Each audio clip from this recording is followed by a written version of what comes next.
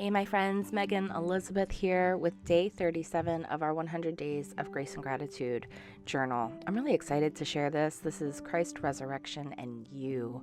And today I'm actually going to read a little bit more from the actual devotional itself, which I don't normally do. I normally just read the scripture and give you my thoughts and some of the things. But today I'm going to take some stencils and some Distress Oxide inks. I'm going to kind of just blend these different colors together. They're a little bit brighter than I intended them to be with the actual page, but I think it turns out perfect at the end for what I'm doing and creating. But I'm going to be using some stencils. I'm going to be using a pencil to sort of draw in some connecting what are called neurographic art or neurographic lines. I'm going to explain a little bit about that in a little bit, but you're going to see me kind of do that and connect some of these stencils and also these butterflies. And I love, love, love butterflies so much. The imagery of butterflies, I think they're so beautiful. They make me smile. They make me think of my sister and my Nana. And I have so many stories about butterflies. And also, I think they're such a beautiful representation of true transformation here on this earth. And we have the opportunity to completely transform our own lives at any time. And I also love, if you've read or know anything about butterflies, I mean, they literally turn, as a caterpillar, turn themselves into complete goo in this little chrysalis cocoon, eat themselves, essentially. It's gross. And what comes out is incredible.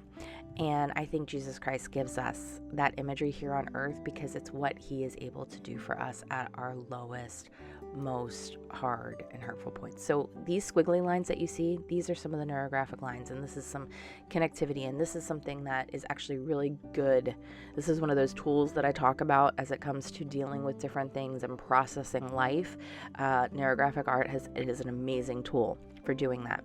And in today's reading, I really wanted to anchor in some of the prayers and thoughts and feelings of this. If you have questions about what neurographic art is or how I use it more, let me know. I can point you to some resources and also some other videos that I have, and we can talk about it more. But right now, just know that's what I'm doing here. I want to read this to you because I think it's so, so, so important, and then we'll talk a little bit more about the neurographic art. So I typically encourage you to just go out and pick up the devotional and be able to read it, and I'll just read some of the scripture verses, but I'm going to read this to you today. It says, "You've probably read or have been told that you are not defined by your past mistakes. And that's true. You aren't. Your failures or your heartaches may shape who you are, but they do not define you. The question now is, what are you defined by?" And this is a super important question if you are a believer in Christ Jesus. And if you're not a believer in Christ Jesus, it's an even more important question. Now, I'm not here to tell you that I have all of the answers to all of the things in life, or even pretend that I have arrived and have it all figured out, because I certainly do not. But what I can tell you is I believe personally, that the Bible is God's word, and it is the way, the truth, and the life through Christ Jesus.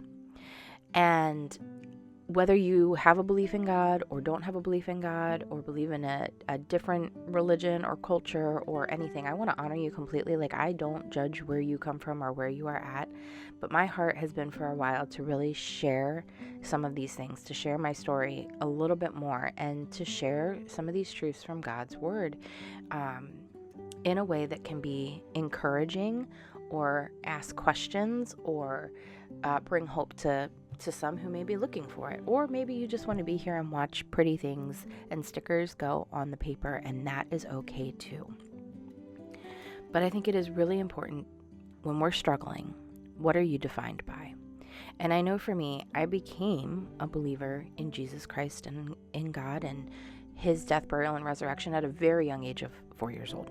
And at 4 years old, it really is that childlike faith, which God says, we should all have. We should come to him, eager and wide-eyed and without doubt, like children don't really have doubts, and, you give them a Santa Claus to believe in and they're going to believe, right? I think that's why it's so important what we encourage our kids to believe in, but I digress. I had that, but then life happens, right? And you become a teenager and hard things start to happen. I'd been through some really traumatic things at a young age.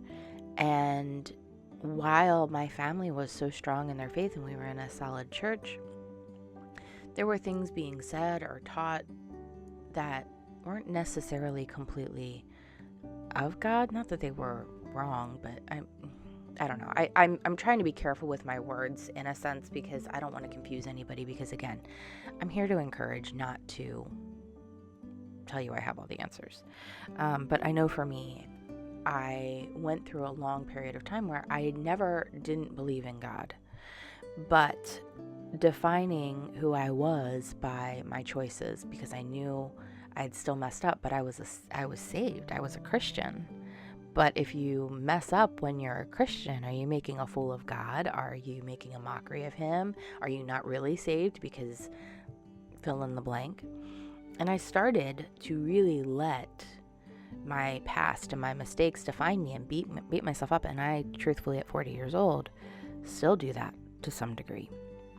And the point is, instead of living in the freedom and the love of what Jesus Christ had done on the cross for me, because I could never live up to never sinning or all the expectations, which surely is the truth of the gospel. But because I was saved at a young age, I should know better early on, and maybe even did know better and still chose wrong. I know that's true. There are many times that I'm like, yeah, I knew better, but I still chose what I chose. And somehow thought that because I was a Christian or claiming God, I shouldn't have made those choices. Well, I probably shouldn't have. God still had a best for me, but it didn't take away what he did for me on that cross. And at the very end of this, it says he rose from the dead, and you did too when you accepted him into your heart. So live forward in freedom. And it is a huge reminder to my heart, to my spirit, and something that I really wanted to share. Now, if you're a Christian, this can be really encouraging to you. If you're going, Megan, what the heck are you talking about? Leave me a comment and let's chat. Let's dig into some of the questions. Let's dig into, I don't know what this means. Let's do it. We can do that together. I would love to. I might not have all the answers, but I can point you to his word. And I can point you to other people who do have some more of the answers and a lot more knowledge than I may. But I have a lot of life. And it's why I've become so passionate about using art and art therapy and biblical art counseling to encourage and be alongside other women. I'm going to leave you with this verse in 1 Peter chapter 1, verse 3. Praise the God and Father of our Lord Jesus Christ. According to his great mercy, he has given us a new birth into a living hope through the resurrection of Jesus Christ from the dead. I hope that you can find a new definition of who you are, not from a world, yay you, you're not defined by the past, but from a real transformational rebirth because of the death, burial, and resurrection of Jesus Christ. I love you so much today, friends. Thank you for being with me. I know this is not content that you have seen from me in the 15 years I have been doing scrapbooking and Cricut tutorials and just starting in this Bible art journaling world, but I really am so thankful that you've come along with. We're going to be doing a lot more of this inside Shemakes Club as time goes on, because I just feel in my heart this is where life changes. And I hope you'll come and enjoy the moments with us inside there as we continue to make a life that we love together in truth. Enjoy the moments. I'll see you soon.